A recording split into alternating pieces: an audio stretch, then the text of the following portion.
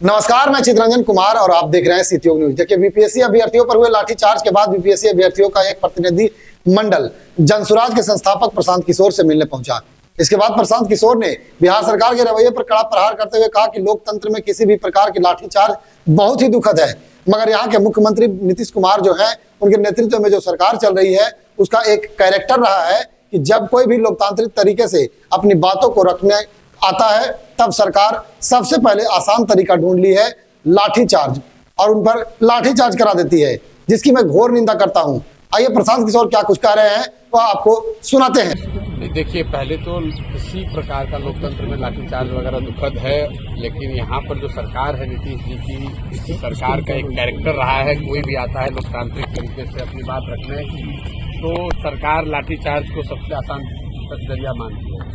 तो लाठीचार्ज की तो एकदम बिल्कुल निंदा करते हैं, नहीं होना चाहिए, और अगर किसी ने किया है, कोई अधिकारी दोषी है, तो उस पर कार्रवाई होनी चाहिए। एक बच्चे को मुझे बताया गया है कि चोट लगी है, वो हॉस्पिटल में है।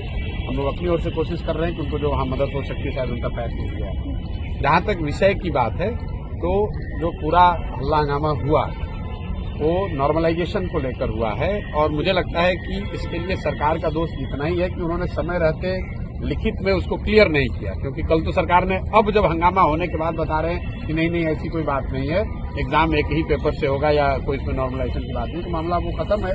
तो ये दिखाता है कि सरकार की लापरवाही की वजह से ये सारी परेशानी हुई, क्योंकि सरकार को वो करना ही नहीं था। सरकार अभी क्लैरिफाई कर चुकी है कि हमें नॉर्मलाइज नहीं करना था, नहीं करना है, एग्जाम एक ही शिफ्ट में होगा, एक ही क्वेश्चन पेपर होगा, तो एज सच कोई मामला नहीं है।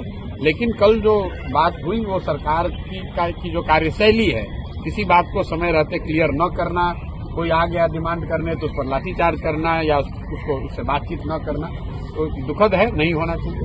तो आपने सुना प्रशांत किशोर को, उन्होंने कहा कि अगर किसी भी अधिकारी ने लाठीचार्ज किया है तो उसके खिलाफ कार्रवाई होनी चाहिए, क्योंकि वह दोषी है।